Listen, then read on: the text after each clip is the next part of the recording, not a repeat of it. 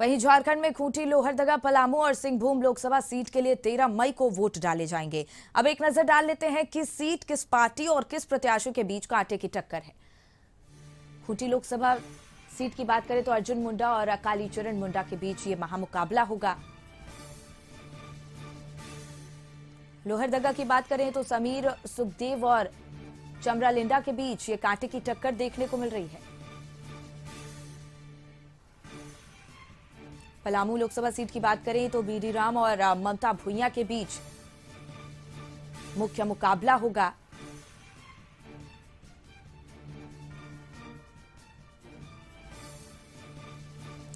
और सिंहभूम लोकसभा सीट की बात करें तो गीता कोड़ा और जोबा मांझी के बीच ये महामुकाबला देखने को मिलेगा।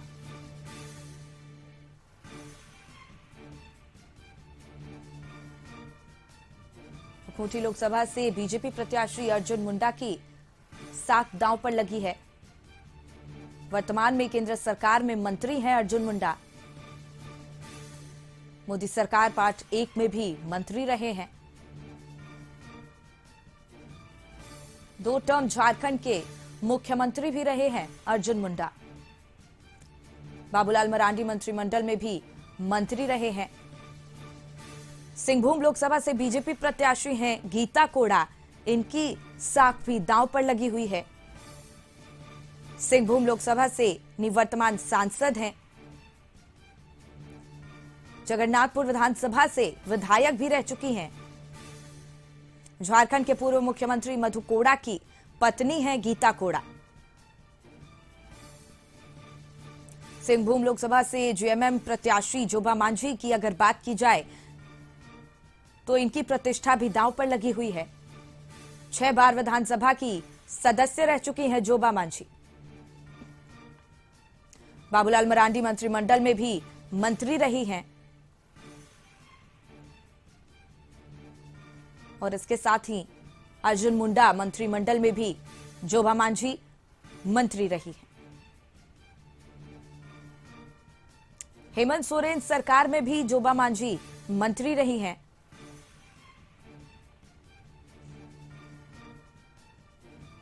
1998 में राबड़ी देवी सरकार में भी जोबा मांझी मंत्री रह चुकी हैं। लोहरदगा लोकसभा सीट से कांग्रेस प्रत्याशी सुखदेव भगत की अगर बात की जाए तो इनकी प्रतिष्ठा भी दांव पर लगी हुई है। झारखंड कांग्रेस के अध्यक्ष रह चुके हैं सुखदेव भगत।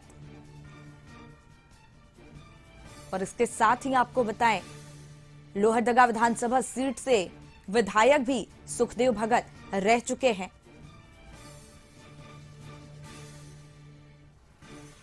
तो पलामू लोकसभा से बीजेपी प्रत्याशी बीडी राम की अगर बात की जाए तो पलामू लोकसभा से निवर्तमान सांसद हैं बीडी राम। झारखंड के डीजीपी भी बीडी राम रह चुके हैं।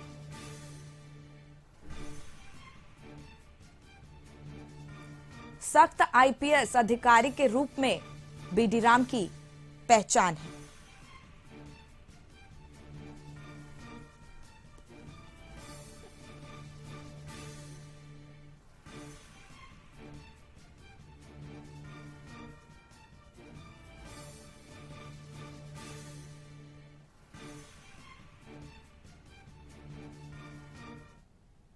और इसी पर और ज्यादा जानकारी लिए रुचि शर्मा हमारे सहयोगी जुड़ गई हैं। देखिए रुचि, लोकसभा चुनाव के चौथे चरण के चुनाव प्रचार का शोर अब थम चुका है।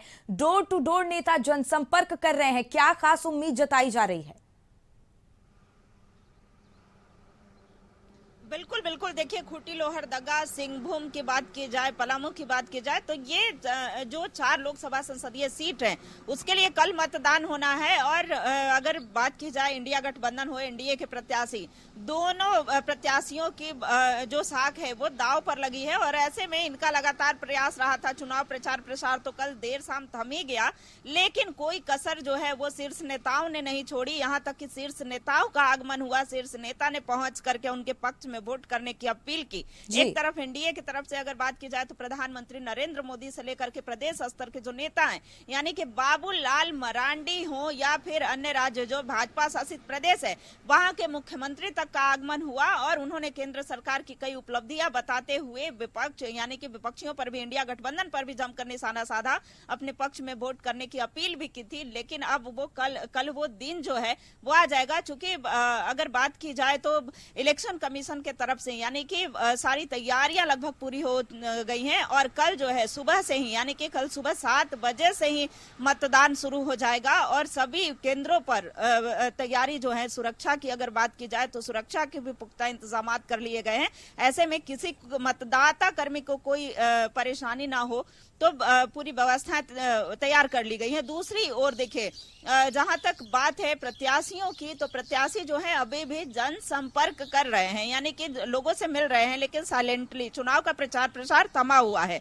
देखिए, एक तरफ एनडीए के पास यह कहा जा रहा है कि हमारे पास मोदी की गारंटी है, विकसित भारत संकल्प जो है वो सपना, अगर जनता का समर्थन हमें मिलता है तो एक दिन विकसित भारत संकल्प का सपना जो है वो पूरा होगा, यानी कि मोदी, प्रधानमंत्री नरेंद्र मोदी ही एक बार पुनः प्रधानमंत्री बन करके आएंगे, ये दावा किया जा रहा है एनडीए की तरफ से। दूसरी ओर इंडिया गठबंधन की बात की जाए तो उनका कहना है कि 3 चरणों में जो मतदान संपन्न हुए हैं उसमें रुझान जो है यानी कि एनडीए के अगेंस्ट में देखा गया है और वो दावा कर रहे हैं कि सीटें जो हैं वो कम होंगी, यानी कि 150 में सिमट करके जो 400 पार का नारा लगा रहे हैं वो ऐसा नहीं होगा, 150 सीटों में ही सिमट करके रह जाएंगे। देखिए, अगर सिंहभूम की बात की जाए तो 2 महिला प्रत्याशी यानी कि 2 योद्धा जो हैं वो मैदान में है। एक तरफ जोबा मांझी हैं, दूसरी तरफ गीता कोड़ा है। हालांकि गीता कोड़ा ने इससे पहले जो चुनाव लड़ा था वो हाथ छाप के सिंबल से लड़ा था, यानी कांग्रेस की प्रत्याशी नहीं थी, लेकिन इस बार उन्होंने अपना सिंबल बदला है।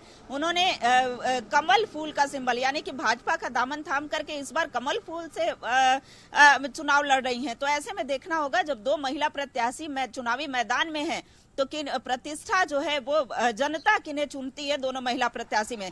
दूसरी ओर अगर पलामू की बात की जाए तो एक और आरजेडी से प्रत्याशी यानी इंडिया गठबंधन से प्रत्याशी ममता भुइयां है और दूसरी ओर एनडीए से बीडी राम है। चूंकि बीडी राम पर इससे पहले पूर्व में भी, अभी वर्तमान में भी वो सांसद है और इससे पहले भी एनडीए ने इन पर भरोसा जताया था। दूसरी ओर अगर लोहरदगा से बात की जाए तो लोहरदगा से इस बार नए चेहरे पर दाव खेला गया है। समीर ओराव एनडीए गठबंधन के तरफ से हैं। दूसरी ओर सुखदेव भगत हैं जो कि कांग्रेस के पूर्व में प्रदेश अध्यक्ष भी रह चुके हैं, कई बड़ी जिम्मेवारी संभाल चुके हैं, लेकिन मुकाबला त्रिकोणीय होने की वजह से ये जो है दिलचस्प हो गया है। दूसरी ओर बात की जाए खूंटी की तो खूंटी में वर्तमान में केंद्रीय मंत्री हैं अर्जुन मुंडा, लेकिन फिर भी इस बार साख जो है वो दाव पर लगी है, प्रतिष्ठा दाव पर लगी है। वो इसलिए चूंकि कालीचरण मुंडा जो है वो मैदान में है, कांग्रेस की तरफ से कालीचरण मुंडा प्रत्याशी है, तो दोनों के बीच कांटे की टक्कर देखी जा रही है।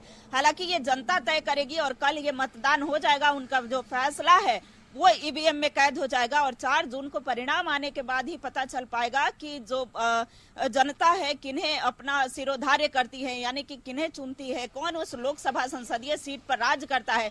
क्योंकि देखिए 6 विधानसभा अमूमन आते हैं, 6 विधानसभा क्षेत्रों में एक बड़ा जो एरिया है वो होता है और उसमें जो मूलभूत सुविधाएं हैं वो अभी तक बहाल नहीं हो पाई है। तो जनता के पास कई ऐसे मुद्दे हैं। हालांकि इंडिया गठबंधन का कहना है कि मुद्दा विहीन है एनडीए। हालांकि एनडीए कई सारी चीजों को बता रही है, दिखा रही है कि बिजली हो, पानी हो, शिक्षा हो, स्वास्थ्य हो, हमने सारी चीजों पर कार्य किया है, लेकिन राज्य सरकार उसे धरातल पर नहीं उतारी है। दूसरी ओर अगर राज्य की बात की जाए तो यह कहते आ रहे हैं कि केंद्र जो है हमेशा से हमारे साथ सौतेला व्यवहार करती रही है और हमें जो फंड मिलना चाहिए था वो नहीं मिल पाया है। तो देखना होगा, क्योंकि झारखंड की राजनीति कुछ अलग ही रही है और ऐसे में कई ऐसे प्रत्याशी हैं जिन्होंने अपने सिंबल तो बदले हैं, लेकिन जनता का विश्वास कितना जीत पाते हैं ये देखने वाली बात होगी। शिखा जी, बिल्कुल रुचि, और जैसा आपने बताया कि चुनाव प्रचार तो थम चुका है, लेकिन डोर टू डोर जनसंपर्क अभियान अभी भी किया जा रहा है। किन खास मुद्दों को लेकर रुचि जनता को रिझाने की कोशिश हो रही है?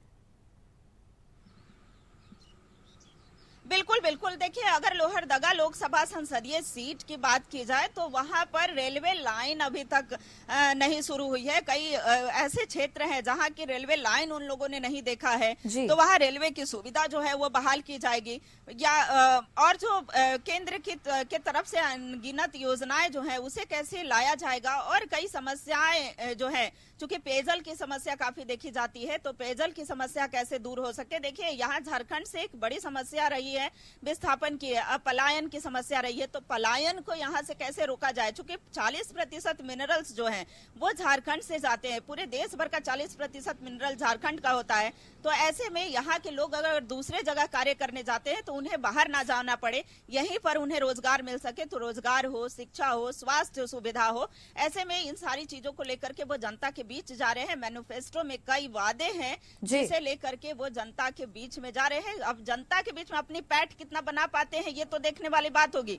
दूसरी ओर इंडिया गठबंधन है, वो बेरोजगारी हो, महंगाई हो, इन सभी मुद्दों को लेकर के जनता के बीच जा रही है। और उनका ये कहना है, अनुनय विनय कर रहे हैं कि आपने जिनको पिछली बार मौका दिया है, इस बार इंडिया गठबंधन को मौका दे ताकि आपकी परेशानी जो है वो दूर हो सके। हालांकि ये तो जनता पर डिपेंड करता है, जनता पर निर्भर करता है कि जनता किन्हें चुनती है। बिल्कुल रुचि, बहुत बहुत धन्यवाद आपका तमाम जानकारी हम तक पहुंचाने के लिए।